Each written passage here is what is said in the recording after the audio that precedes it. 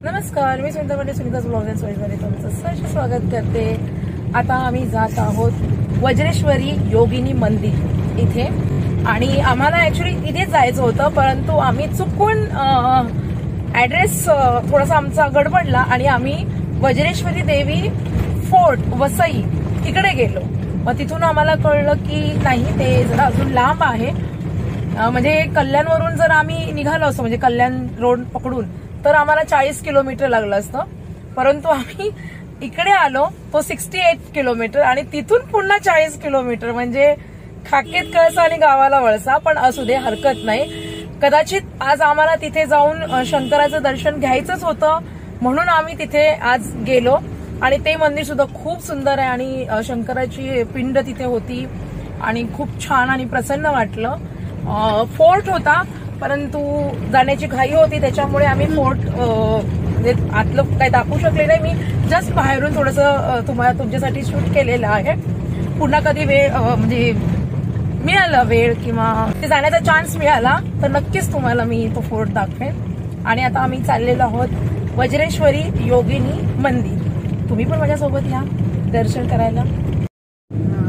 पूर्ण गावच्या ठिकाणी आल्यासारखं भास होतं, म्हणजे गावच आहे ऍक्च्युली हे, परंतु जे गाव आमचं मागे सुटलेलं आहे त्या गावाच्या सगळ्या आठवणी इकडे ह्या एरियामध्ये आल्यानंतर उफाळून आलेल्या आहेत। सगळं मला तर 14 वर्ष मागे गेल्यासारखं वाटायला लागलंय। आंब्याची झाडं बघा किती मस्त आहेत, बागच आहे ऍक्च्युली ती आंब्याची। सो दोन्ही ठिकाणी बघा हिरवळ आहे।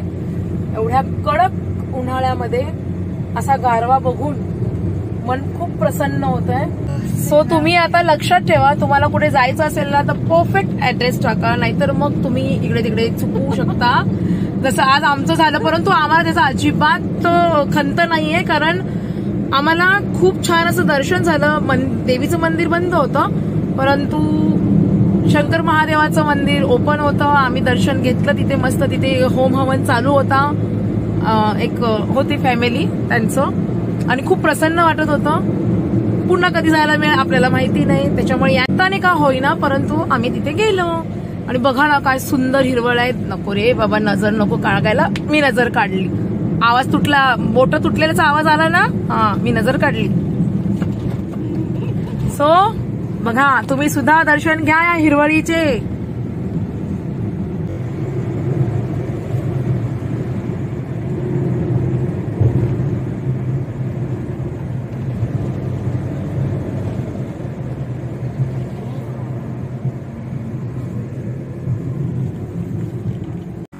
आम्ही आता वज्रेश्वरी मंदिराजवळ पोहोचलेलो आहोत।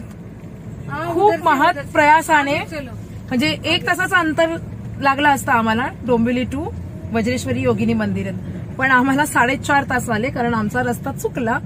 आणि आता आम्ही मंदिराजवळ पोहोचलेलो आहोत आणि खूप छान वाटतं, म्हणजे जातोय हा विचाराने सुद्धा आम्हाला खूप छान वाटतंय।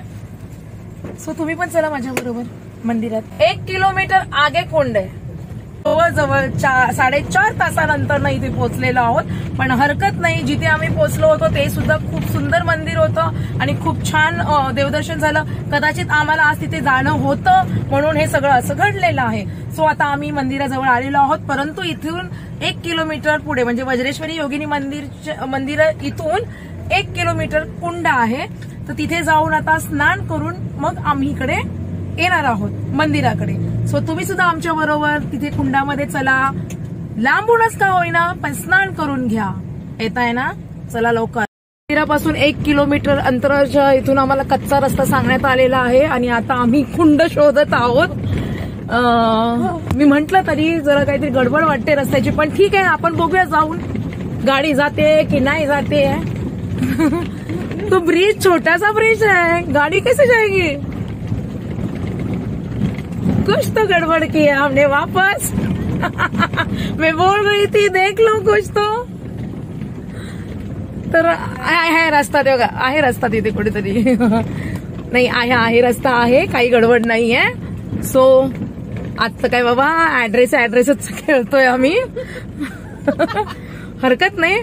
मग आता आमचं खूप काय म्हणतात ना, संयम बघत आहे की किती संयमाने आपल्या लेखी तिच्यापर्यंत पोहोचतायत। पण आम्ही सुद्धा हार नाही मानलं बरं का माते, आम्ही पण तुझ्याच लेकी आहोत.